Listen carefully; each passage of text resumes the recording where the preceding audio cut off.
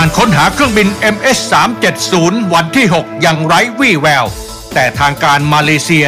ยังขยายพื้นที่ค้นหาต่อเจ้าหน้าที่จับกุมชาวมุสลิมหลบหนีเข้าเมืองไม่ทราบสัญชาติกลุ่มใหญ่เกือบ200คนปปท.ลงพื้นที่ตรวจสอบการบุกรุกป่าสงวนแห่งชาติทับกวางมวกเหล็ก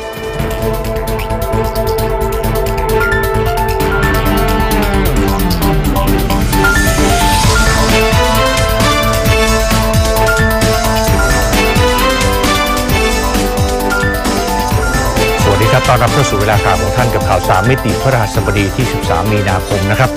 ข่าว3มิติยังคงติดตามขบวนการค้ามนุษย์ในรูปแบบต่างๆมาอย่างต่อเนื่องนะครับล่าสุดเมื่อคืนที่ผ่านมากองบังคับการตรวจคนเข้าเมือง6จับกลุ่มผู้ลักลอบหลบหนีเข้าเมืองอ้างว่าเป็นชาวตุรกีได้เกือบ200คนนะครับขณะที่กำลังเข้าไปจับกลุ่มชาวโรฮิงญาในแคมป์ที่พักในพื้นที่บ้านฉลุงอำเภอหาดใหญ่สงขลาซึ่งนี่ถือเป็นครั้งแรกนะครับที่เจ้าหน้าที่จับกลุ่มชาวต่างชาติที่ไม่ระบุสัญชาติได้จำนวนมาก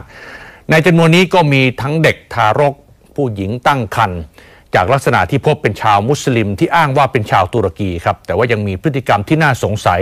และตรวจสอบว่าอาจจะเป็นชาวมุสลิมเตอร์กิชหรือมุสลิมอุยกูร์จากมณฑลซินเจียงของจีนซึ่งต้องการอพยพไปประเทศที่3ทีมข่าว3มิติได้ร่วมติดตามการจับกลุ่มในครั้งนี้ติดตามกับคุณถาปณีเอียดศรีชัยครับปฏิบัติการครั้งนี้เริ่มต้นขึ้นเมื่อช่วงค่ำวานนี้หลังจากพลตำรวจตรีทัชชัยปิตานีรบุตรผู้บังคับการตรวจคนเข้าเมือง6รับทราบข้อมูลทางการข่าวว่ามีการตั้งแคมป์ชาวโรฮิงญาในพื้นที่บ้านฉลุงอำเภอหาดใหญ่จังหวัดสงขลาหลังทราบพิกัดที่แน่ชัดจึงนำกำลังเดินเท้าเข้าไปตรวจสอบภายในสวนยางพาราเป้าหมายจุดที่ได้รับแจ้งนั้นนะคะต้องเดินผ่านสวนยางแล้วก็เดินขึ้นไปบนเขานะคะเพื่อที่จะไปถึงจุดที่ต้องสงสัยว่าจะมีกลุ่มชาวโรฮิงญานะคะมาตั้งแคมป์อยู่บริเวณนี้นะคะขณะเดินทางมาถึงพื้นที่เนินเขาในสวนยางผู้บังคับการตรวจคนเข้าเมือง6พบชาวโรฮิงญา7คนนอนอยู่บนพื้นดินลักษณะมีอาการอ่อนเพลียอย่างหนักจึงกระจายกำลังไปตรวจสอบพื้นที่โดยรอบเจ้าหน้าที่มาพบชาวโรฮิงญา7คนนี้ก่อนนะคะซึ่งนอนป่วยอยู่นะคะจนจะขึ้นไปตรวจสอบด้านบนนะคะคาดว่าน่าจะยังมีอีกหลายคนอยู่ข้างบนนี้นะคะเดี๋ยวไปตรวจสอบกันนะคะเดินดีๆนะค่ะตามทางขึ้นไปน่ะห่างกันไม่ไกลเจ้าหน้าที่ก็พบกับกลุ่มคนไม่ต่ำกว่า200คนนั่งรวมกันอยู่บนเนินเขาลักษณะเป็นชาวมุสลิมทั้งหญิงและชายผู้บังคับการตรวจคนเข้าเมือง6ถึงกับตกใจเพราะในจำนวนนี้มีเด็กทารกเด็กเล็กและผู้หญิงรวมอยู่ด้วยจึงสั่งการให้เจ้าหน้าที่ตรวจสอบด้วยความระมัดระวังนี่เพื่อนเขาเหรอคะเอามาด้วยกันนี่คือหิวน้ำ water คือนี่ก็คือสภาพที่หลายๆคนนะคะก็นอนป่วยอยู่นะคะคนนี้เนี่ยขาดน้ำค่ะก็เพื่อนกำลังช่วยชีวิตอยู่นะคะกลุ่มนี้เนี่ยทราบว่าเป็นกลุ่มที่หนีออกมาจากแคมป์ที่อยู่ด้านล่างนะคะหลังจากที่มีข่าวว่าเจ้าหน้าที่จับกลุ่มนะคะทางในหน้าก็เลยพาหนีขึ้นมาอยู่บนสวนยางนะคะทุกคนอยู่ในสภาพแบบนี้นะคะน่าจะไม่ได้ทานข้าวแล้วก็ไม่ได้ทานอาหารมาหลายวันแล้วนะคะนี่เพื่อนกำลังช่วยชีวิตอยู่ค่ะอุ้ยนี่ก็ป่วยเหรอฮะนี่ฝรั่งนี่yeah your father Istanbul Istanbul Turkey I am from Turkey Istanbul yeah โอ้ยว้าวโอ้ยมีเด็กด้วยอะค่ะมีผู้หญิงมีเด็กโอ้ you have baby yeah wow how many months 5 6 7 มีคนท้อง7 เดือนด้วยนะคะมีเด็กทารกด้วยค่ะคือพวกเขาก็หลบกันอยู่บนสวนยางเนี่ยมีทั้งคนท้องแล้วก็มีเด็กทารกแบบนี้จำนวนมากเลยค่ะหยุดทำไมหยุดอะไรเนี่ยคนท้องมีเยอะด้วยอ่ะโอ้ย โอ้โนผู้การมาเจอเขาได้ยังไงคะเราเดินเข้ามาในป่าแล้วก็เลาะมามันจะมีเต็นท์อยู่ข้างล่างแล้วพอผู้คุมเขาได้ยินเสียงพวกเราขยับพาขึ้นมาข้างบนนี่แล้วก็เราก็มาได้ตรงนี้ตอนแรกเราได้รับรายงานทางการข่าวว่าน่าจะเป็นแคมป์โรฮิงญาใช่น่าจะเป็นแคมป์โรฮิงญาใช่แต่พอมาเจอลักษณะนี้ดูแล้ว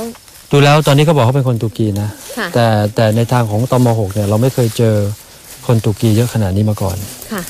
ครับนอกจากโรฮิงญาหรือพม่าที่หลบหนีแล้วอย่างอื่นๆเราเคยเจออะไรไหมคะคือคนกลุ่มนี้เนี่ยเราต้องพิสูจน์ทราบอีกทีครับว่าเป็นคนตุรกีจริงหรือเปล่าเพราะตอนนี้เราทางการข่าวเราก็พบพวกอุยกูร์จากซินเจียงข้ามมาฝั่งเมืองไทยก็มีนะครับเราต้องตรวจสอบอีกทีครับDoctor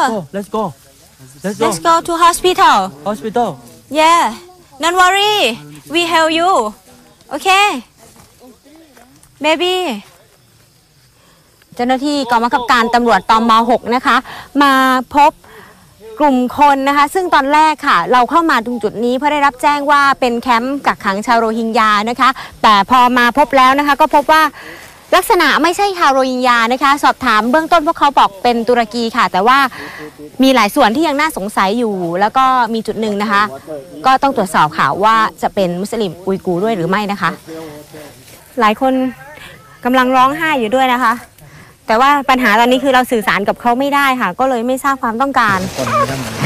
เด็กก็ได้ยินเสียงเด็กร้องไห้นะคะ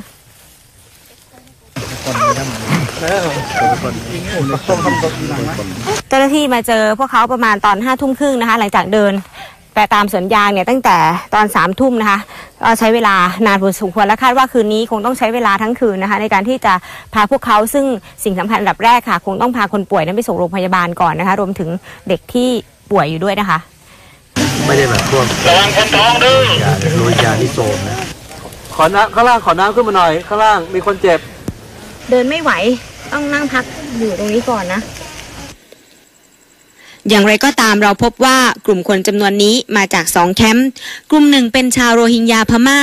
และกลุ่มนี้เป็นบุคคลที่อ้างว่าเป็นชาวตุรกีหนีการจับกุมของเจ้าหน้าที่จนมารวมตัวกันบริเวณนี้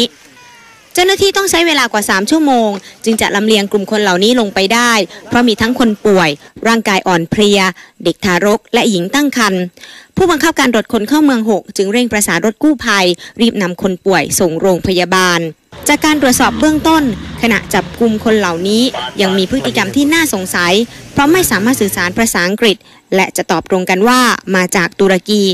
และเนื่องจากมีเด็กและผู้หญิงจำนวนมากทำให้เจ้าหน้าที่ต้องนำมาพักที่กองบังคับการตรวจคนเข้าเมือง6นำอาหารและน้ำดื่มมาช่วยเหลือก่อนจะทำการคัดแยกตรวจสอบสัญชาติและเส้นทางการเข้ามาในประเทศไทยทัปปณีเอียดศรีชัยข่าว3 มิติรายงาน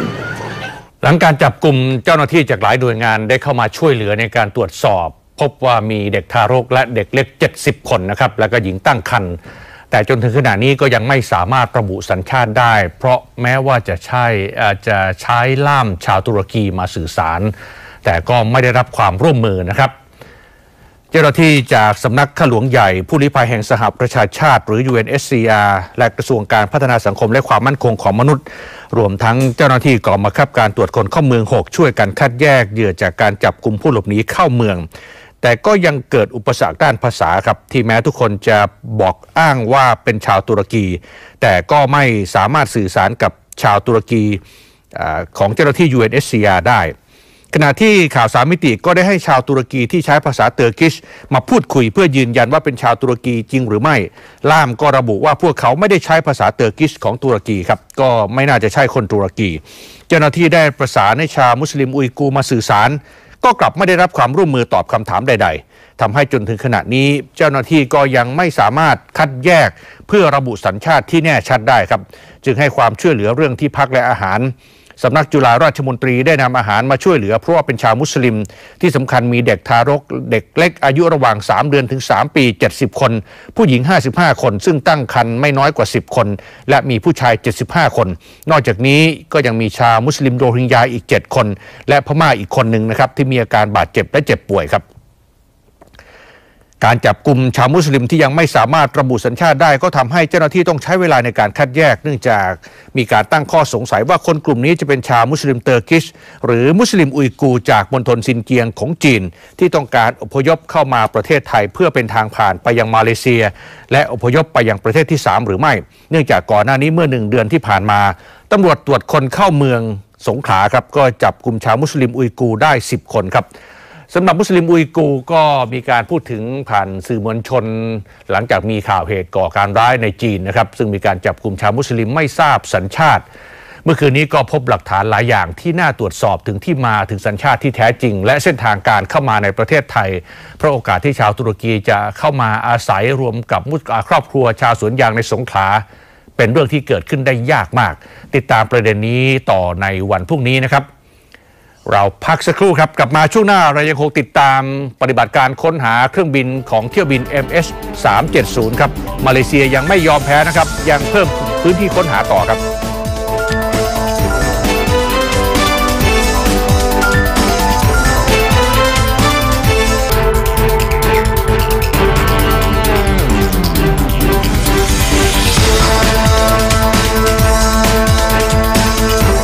วันที่ 6ของการค้นหาเครื่องบินเที่ยวบินที่ MH370 ที่หายไปนะครับทางการมาเลเซียปฏิเสธรายงานของเจ้าหน้าที่สอบสวนของสหรัฐที่ระบุว่าเครื่องบินมาเลเซียเที่ยวบิน MH370 ที่สูญหายไปยังบินต่อไปอีก4 ชั่วโมงนะครับหลังจากขาดการติดต่อกับหอบังคับการบินของมาเลเซียโดยรัฐมนตรีคมนาคมของมาเลเซียแถลงข่าวเมื่อช่วงเย็นที่ผ่านมาปฏิเสธรายงานข่าวของ Wall Street Journal ที่อ้างคำพูดของเจ้าหน้าที่สืบสวนสหรัฐซึ่งสงสัยว่าเครื่องบินโดยสารของสายการบินมาเลเซียแอร์ไลน์เที่ยวบิน MH370 พร้อมผู้โดยสารและลูกเรือ239 คนยังคงบินต่อไปอีก4 ชั่วโมงหลังจากที่ขาดการติดต่อกับหอบังคับการบินของมาเลเซียเนื่องจากพบข้อมูลของเครื่องยนต์นะครับที่ถูกดาวน์โหลดและก็ถูกส่งกลับมายังภาคพื้นดินในช่วงเวลาดังกล่าวซึ่งทำให้เกิดการจุดกระแสเรื่องการจี้เครื่องบินขึ้นมาอีกครั้งหนึ่งแต่ว่ารัฐมนตรีคมนาคมของมาเลเซียย้ำชัดครับว่าเป็นสิ่งที่เป็นไปไม่ได้และได้สอบถามเรื่องนี้ไปที่บริษัทโบอิงและบริษัทโรลส์รอยซ์ซึ่งเป็นผู้ผลิตเครื่องยนต์ที่ใช้กับเครื่องบินลำนี้แล้วซึ่งทั้งสองก็ระบุว่าข้อมูลสุดท้ายที่ได้รับจากเครื่องบินนี้คือเวลา 1:07 นาทีตามเวลาท้องถิ่นมาเลเซียนานหลายนาทีก่อนที่เครื่องบินจะหายไปจากจอเรดาร์เหนือทะเลจีนใต้อย่างไรก็ตามทางการมาเลเซียยังคงไม่หมดหวังนะครับดำเนินการค้นหาเครื่องบินต่อไปโดยได้ขยายพื้นที่ครอบคลุมตั้งแต่ทะเลอันดามันทะเลจีนใต้อ่าวไทยช่องแคบมะละกาและคาบสมุทรมาลายูพื้นที่กว่า 93,000 ตารางกิโลเมตรหรือเท่ากับประเทศโปรตุเกสเลยครับนอกจากนี้ก็ยังได้ร้องขอข้อมูลเรดาร์จากอินเดียด้วยขณะที่สายการบินมาเลเซียแอร์ไลน์ประกาศยุติการใช้หมายเลขเที่ยวบิน MH370 กัวลาลัมเปอร์ปักกิ่งและเที่ยวบิน MH371 ปักกิ่งกัวลาลัมเปอร์แล้วครับเพื่อเป็นสัญลักษณ์ที่แสดงถึงความเคารพต่อลูกเรือและผู้โดยสารทั้ง239 คนโดยตั้งแต่พรุ่งนี้เป็นต้นไปเที่ยวบินกัวลาลัมเปอร์ปักกิ่งนั้นจะเปลี่ยนเป็น MH318 และเที่ยวบินขากลับจะใช้ MH319 นะครับนายกรัฐมนตรีจีนพูดหลังจากปิดการประชุมสภาประชาชนให้คำมั่นครับว่าจะไม่หมดหวังในการค้นหาเครื่องบินโดยสารเที่ยวบิน MH370 ซึ่งมีชาวจีนโดยสารบนเครื่องกว่า150 คนพร้อมกับเรียกร้องให้มาเลเซียเพิ่มความพยายามให้มากขึ้นในการค้นหาและสอบสวนหาสาเหตุเครื่องบินที่สูญหายไปอย่างเร่งด่วนนะครับผู้บังคับการกองการต่างประเทศในฐานะหัวหน้าตำรวจสากลประจำประเทศไทยยอมรับว่าหนังสือเดินทางที่แจ้งสูญหายในประเทศไทยมีทั้งที่ถูกขโมยไปจริงและตั้งใจขายนะครับซึ่งเป็นส่วนหนึ่งที่สร้างปัญหาอาชญากรรมข้ามชาติส่วนกรมการกงสุลก็ออกประกาศให้ความมั่นใจว่าไม่เคยปรากฏว่าหนังสือเดินทางของไทยถูกปลอมแปลงนะครับกระทรวงการต่างประเทศเผยแพร่ประกาศของกรมการกงสุลกรณีข่าวหนังสือเดินทางชาวต่างชาติสูญหายในประเทศไทยและพบว่าถูกปลอมแปลงนั้นกระทรวงการต่างประเทศยืนยันนะครับว่ากรณีดังกล่าวนี้เกี่ยวข้องกับการปลอมแปลงหนังสือเดินทางของต่างชาติในประเทศไทย ไม่ใช่ปลอมแปลงหนังสือเดินทางของไทยนอกจากนี้ก็ระบุว่ากรมการกงสุลขอให้มั่นใจว่าหนังสือเดินทางไทยเป็นหนังสือเดินทางอิเล็กทรอนิกส์หรือ e-passport ที่มีมาตรฐานตามที่องค์การการบินพลเรือนระหว่างประเทศกำหนดไว้มีคุณสมบัติป้องกันการปลอมแปลงสูงมากและนับตั้งแต่เริ่มโครงการ e-passport กว่า10 ล้านเล่มตั้งแต่ปี 2548 จนถึงปัจจุบันยังไม่ปรากฏว่ามีหนังสือเดินทางของประเทศไทยถูกปลอมแปลงครับขณะที่พลตำรวจตรีอภิชาติสุริบุญญาผู้บังคับการกองการต่างประเทศในฐานะหัวหน้าตำรวจสากลประจำประเทศไทยยอมรับว่าหนังสือเดินทางของนักท่องเที่ยวที่สูญหายในประเทศไทยมีทั้งที่ถูกขโมยสูญหายเองและที่จงใจขายครับโดยมีขบวนการอาชญากรรมข้ามชาติที่ใช้หนังสือเดินทางได้มาอย่างผิดกฎหมายเป็นเครื่องมือนำไปใช้ก่อเหตุในต่างประเทศหรือลักลอบเดินทางไปประเทศที่ 3ที่ผ่านมามีข้อกำหนดให้ประเทศที่เป็นสมาชิกตำรวจสากลทั้ง190ประเทศทั่วโลกต้องส่งข้อมูลหนังสือเดินทางที่สูญหายไปยังประเทศสิงคโปร์ที่เป็นฐานข้อมูลเพื่อป้องกันการลักลอบใช้ซึ่งพลตำรวจตรีอภิชาติระบุว่าในประเทศไทยเจ้าหน้าที่ในแต่ละท้องที่มักจะไม่ส่งข้อมูลการแจ้งความหนังสือเดินทางสูญหายมายังส่วนกลางทำให้ไม่มีข้อมูลส่งต่อไปยังสิงคโปร์ซึ่งจะเป็นช่องโหว่ในการทำงานได้สำหรับกรณีหนังสือเดินทางของนักท่องเที่ยวอิตาลีและออสเตรียแม้จะยืนยันได้ว่าไม่น่าจะเกี่ยวข้องกับการก่อการร้ายแต่เจ้าหน้าที่ยังเร่งตรวจสอบว่าเป็นเครือข่ายอาชญากรรมข้ามชาติที่ใช้ประเทศไทยเป็นฐานในการก่อเหตุหรือไม่มาดูเรื่องการเมืองครับสรสงดประชุม3วันเพื่อรอว่าจะมีการยกเลิกพรกฉุกเฉินหรือไม่ส่วนนปช.ก็ประกาศนัดรวมพลในภาคกลางวันเสาร์นี้ครับขณะที่กปปส.ก็แสดงท่าทีมั่นใจในชัยชนะของการต่อสู้นะครับเลขาธิการกปปส.นายสุเทพเทือกสุบรรณพูดบนเวทีสวนลุมพินีคืนนี้แสดงความเชื่อมั่นว่าชัยชนะจากการต่อสู้ของมวลชนใกล้เข้ามาแล้วสังเกตจากความระสำระสายของกลุ่มอดีตนายกรัฐมนตรีที่พยายามระดมคนจากภาคเหนือและอีสานและพยายามตำหนิการทำงานของศาลรัฐธรรมนูญที่วินิจฉัยพรบเงินกู้2 ล้านล้านบาทไม่ชอบด้วยกฎหมาย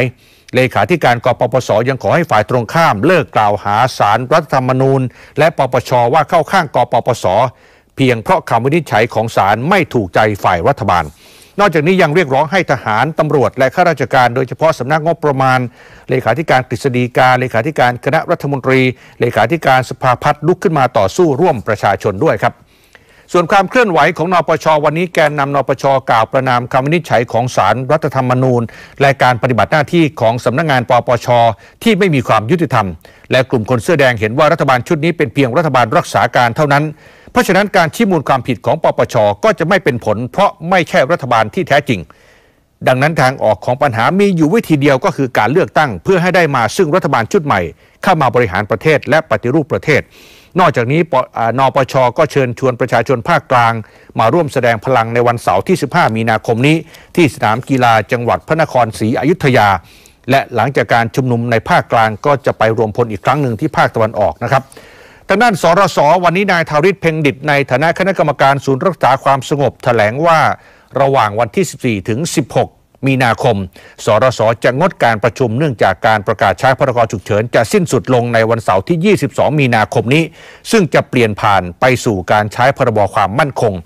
ดังนั้นในช่วงที่รอการเปลี่ยนแปลงการดำเนินการในระดับนโยบายจึงลดลงโดยคาดว่าจะยกเลิกพรกฉุกเฉินจะเข้าที่ประชุมครม.ในวันอังคารที่18มีนาคมนี้และหากเปลี่ยนจากพรกฉุกเฉินมาเป็นพรบความมั่นคงก็จะยังคงใช้กองบัญชาการตำรวจปราบปรามยาเสพติดเป็นสถานที่ทำงานเช่นเดียวกันเราพักสักครู่ครับกลับมาช่วงหน้าข่าว3มิติยังคงติดตามปัญหาการตัดไม้ทำลายป่าในหลายพื้นที่วันนี้ติดตามปปท.ลงพื้นที่ครับไปดูการบุกรุกป่าสงวนแห่งชาติทับกวางมวกเหล็กที่สระบุรี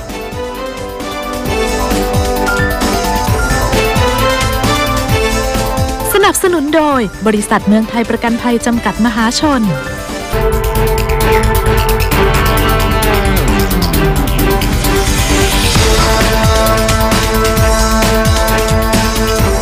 ข่าว3มิติยังคงติดตามปัญหาการบุกรุกทำลายป่าอย่างต่อเนื่องนะครับวันนี้ไปดูเรื่องของการทำลายป่าในเขตป่าสงวนแห่งชาติทับกวางมวกเหล็กที่สระบุรีซึ่งล่าสุดทีมข่าวของเราลงพื้นที่ไปกับสำนักงานคณะกรรมการป้องกันและปราบปรามการทุจริตในภาครัฐ เดินทางไปที่นั่นอีกครั้งหนึ่งหลังจากสืบทราบว่าพื้นที่นี้มีการบุกรุกแผ่วถางและเข้าครอบครองที่ดินในเขตป่าสงวนหลายสิบไร่ติดตามกับคุณสถาพรด่านคุณทศครับเจ้าหน้าที่จากสำนักงานป้องกันและปราบปรามการทุจริตในภาครัฐหรือปปท.พร้อมด้วยเจ้าหน้าที่ฝ่ายปกครองอำเภอแก่งคอยนำกำลังเข้าตรวจสอบที่ดินในพื้นที่หมู่ 11 ตำบลชะอมอำเภอแก่งคอยจังหวัดสระบุรีหลังสืบทราบว่าพื้นที่ดังกล่าวมีการบุกรุกแผ่วถางและเข้าครอบครองที่ดินในเขตป่าสงวนแห่งชาติทับกวางมวกเหล็กหลายสิบไร่ที่ดินบนเขาสูงชันแปลงนี้ได้รับการยืนยันจากเจ้าหน้าที่สำนักจัดการทรัพยากรป่าไม้ที่ 5 โดยบอกว่าพื้นที่ดังกล่าวตั้งอยู่ในเขตป่าสงวนตามพิกัดที่ปรากฏในแผนที่จากการสำรวจพบว่าผู้ครอบครองมีการปรับพื้นที่ทำเป็นถนนขึ้นไปจนเกือบถึงยอดเขาและระหว่างทางขึ้นเขาบางช่วงมีการแผ่วถางปรับพื้นที่ทำเป็นพื้นราบซึ่งเจ้าหน้าที่สันนิษฐานว่าลักษณะเช่นนี้มีความเป็นไปได้ที่ผู้ครอบครองที่ดินอาจกำลังเตรียมการเพื่อก่อสร้างอาคารในเขตป่าสงวนการสำรวจดำเนินไปกว่า2 ชั่วโมงไม่พบผู้ครอบครองที่ดินมาแสดงตัวกับเจ้าหน้าที่มีเพียงผู้ใหญ่บ้านที่เข้ามาให้ข้อมูลและอธิบายสิทธิการครอบครองของผู้ที่อ้างกรรมสิทธิ์ในที่ดินผืนนี้ไม่ทราบเหมือนกันเจ้าหน้าที่เกษียณไปกี่ปีนะฮะเกษียณไปกี่ปีละ4-5 ปีการแนวเขตจากการสอบถามเบื้องต้นทราบว่าเดิมที่ดินผืนนี้เป็นที่ดินประเภทพบท5ขนาด12 ไร่ในเขตป่าสงวนที่รัฐเคยจัดสรรให้ชาวบ้านไว้เป็นที่ทำกินและไม่อนุญาตให้เปลี่ยนแปลงที่ดินไปใช้ประโยชน์อย่างอื่นผู้ที่ได้สิทธิประโยชน์ชื่อนางจันมหานินและได้ขายให้กับนายทุนที่เป็นตำรวจนายหนึ่งซึ่งเป็นคนนอกพื้นที่ไปแล้วแม้ผู้ใหญ่บ้านจะชี้แจงว่าผู้ครอบครองที่ดินมีเจตนาเพียงแค่ต้องการปลูกพืชไร่เท่านั้นแต่เจ้าหน้าที่ยังไม่ปักใจเชื่อเนื่องจากลักษณะที่ตั้งเป็นภูเขามีความลาดชันสูงอีกทั้งยังพบว่ามีการนำหลักซีเมนต์ไปปักตามแนวป่ากินพื้นที่มากกว่า12 ไร่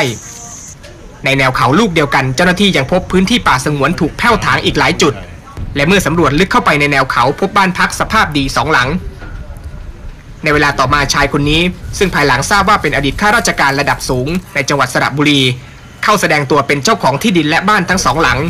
โดยอ้างว่าซื้อที่ดินต่อจากชาวบ้านคนหนึ่งเมื่อ10 กว่าปีที่แล้วแต่ไม่เคยทราบมาก่อนว่าที่ดินผืนนี้อยู่ในเขตป่าสงวนผมไม่ได้ขัดข้องนะผมไม่มีปัญหาเราไม่ได้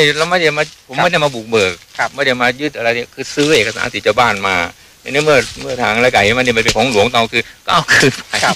ไอ้ผมไม่ได้เดือดร้อนเลยนะผมไม่อยู่แล้วอยู่เนี่ยผมไม่ได้ท่านดูเดี๋ยวทิ้งหมดแล้วนะไม่อยู่ไฟก็ไฟช็อตขาดมันต้องเป็นปีแล้วครับผมก็เลยมาทำเลยนะขณะที่เลขาธิการสำนักงานป้องกันและปราบปรามการทุจริตในภาครัฐให้ความเห็นในเรื่องนี้ว่าปัญหาและข้อพิพาทที่เกิดขึ้นชี้ให้เห็นว่ากระบวนการออกเอกสารสิทธิ์ครอบครองที่ดินมีปัญหาโดยเฉพาะการเปิดช่องให้นายทุนนอกพื้นที่เข้ามาครอบครองที่ดินจึงจำเป็นจะต้องยับยั้งและเร่งทำความเข้าใจกับชาวบ้านก่อนที่ผืนป่าจะถูกทำลายไปมากกว่านี้การบุกรุกแล้วก็เอาทรัพยากรธรรมชาติของหลวงเนี่ยไปเป็นส่วนตัวแล้วมีการซื้อขายกันเป็นล่ำเป็นสันนะครับต่อไปเรื่อยๆมันก็จะพัฒนาไปถึงมือในทุนต่างชาติก็เข้ามาครอบครองเหมือนกับหลายๆที่เป็นแหล่งท่องเที่ยวเราไม่ช่วยกันดูแลตรงนี้ก็ตกเป็นของนายทุนหมดนะครับและปัญหาก็คือว่าเจ้าหน้าที่ที่เกี่ยวข้องรับผิดชอบจะเข้าไปมีส่วนเกี่ยวข้องหรือเปล่านะครับก็คงจะต้องให้ความรับผิดชอบนี้ตกกับผู้ที่รับผิดชอบนะครับก็ต้องเรียกเจ้าหน้าที่ที่เกี่ยวข้องทั้งหลายอย่างที่บอกครับต้องให้ชัดเจนว่าแต่ละหน่วยงานรับผิดชอบอะไรแล้วจะดำเนินการยังไงและถ้าไม่ดำเนินการเราก็คงต้องตรวจสอบแล้วก็ต้องกล่าวหากันไปอย่างไรก็ตามที่ดินทั้ง2 แปลงที่เข้าตรวจสอบในครั้งนี้เจ้าหน้าที่จากสำนักจัดการทรัพยากรป่าไม้ที่ 5ในฐานะผู้ดูแลพื้นที่ได้เข้าแจ้งความไว้ที่สถานีตำรวจภูธรแก่งคอยแล้วและจากนี้ก็จะรวบรวมหลักฐานเอาผิดกับผู้บุกรุกและผู้ที่เกี่ยวข้องทั้งหมดสถาพรด่านคุณทศข่าว3 มิติรายงาน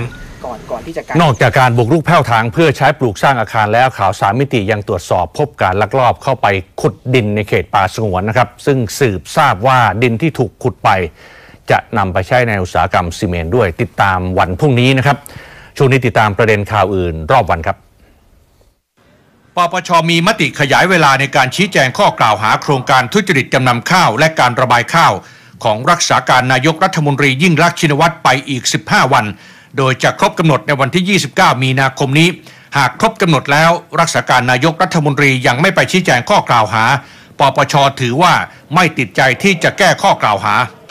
รฟม.ยืนยันเดินหน้าก่อสร้างรถไฟฟ้า10เส้นทางแม้ไม่มีพรบกู้เงิน2 ล้านล้านบาทแต่การก่อสร้างให้ครบทุกสายไม่สามารถทำได้ใน7 ปีตามแผนอาจจะล่าช้าไปอีกไม่น้อยกว่า 2-3 ปีรวมทั้งต้องจัดลำดับเส้นทางที่จะก่อสร้างใหม่เพราะงบประมาณที่มีอยู่อย่างจำกัดจะไม่สามารถก่อสร้างรถไฟฟ้าทุกสายไปพร้อมกันได้สำนักงานนโยบายและแผนการขนส่งและจราจรเตรียมของงบกลางปี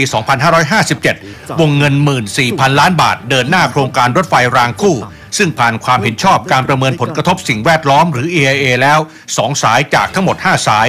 โดยรถไฟรางคู่เป็นการขนส่งทางรางราคาถูกที่สุดเมื่อเทียบกับประเทศอื่น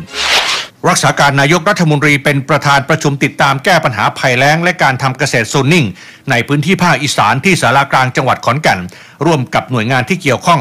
มั่นใจปีนี้ภัยแล้งจะรุนแรงน้อยกว่าปีที่ผ่านมาเพราะมีแหล่งน้ำต้นทุนในปริมาณที่มากกว่าและมีการบริหารจัดการน้ำอย่างมีประสิทธิภาพนายช่างเทศบาลนครอุดรธานีเข้าตรวจสอบสาเหตุเวทีคอนเสิร์ต MTV ถล่มเบื้องต้นคาดว่าเป็นเพราะโครงสร้างรับน้ำหนักม่านภาพขนาดยักษ์ไม่ได้ขณะที่ตำรวจยังไม่สามารถให้รื้อโครงสร้างเวทีเพราะต้องตรวจสอบให้แน่ชัดเพื่อชี้เอาผิดกับบริษัทติดตั้งเวทีในข้อหาประมาททำให้ผู้อื่นเสียชีวิตผู้จัดการบริษัทเอกชนรายหนึ่งเข้าร้องเรียนข่าว3 มิติหลังภรรยาหายไปจากบ้าน2 สัปดาห์แล้วพบข้อมูลว่ามีเพื่อนใน Facebook ชักชวนให้ลงทุนซื้อหุ้นสินค้าตัวหนึ่งแต่ขาดทุนจึงอาจจะลวงไปกักขังไว้ทำให้ไม่สามารถติดต่อกับทางบ้านได้เจ้าหน้าที่กู้ภัยสหรัฐยังคงค้นหาผู้สูญหายและศพที่อาจจะติดอยู่ใต้ซากปรักหักพังของอพาร์ตเมนต์2 แห่งที่พังถล่มหลังเกิดแก๊สรั่วและระเบิดที่นครนิวยอร์กเมื่อวานนี้ล่าสุดยอดผู้เสียชีวิตเพิ่มเป็นอย่างน้อย7 คนแล้วทุกวันที่13 มีนาคมนะครับเป็นวันช้างไทยตามมติครม.เมื่อปี 2541 เพื่อเป็นการยกย่องให้เกียรติสัตว์คู่บ้านคู่เมืองในนามของช้างเนี่ยนะครับข่าว3 มิติในวันนี้ก็ลาท่านด้วยความน่ารักและสง่างามของสัตว์คู่บ้านคู่เมืองนี้นะครับคืนนี้ขอบคุณทุกท่านที่ติดตามชมสวัสดีครับ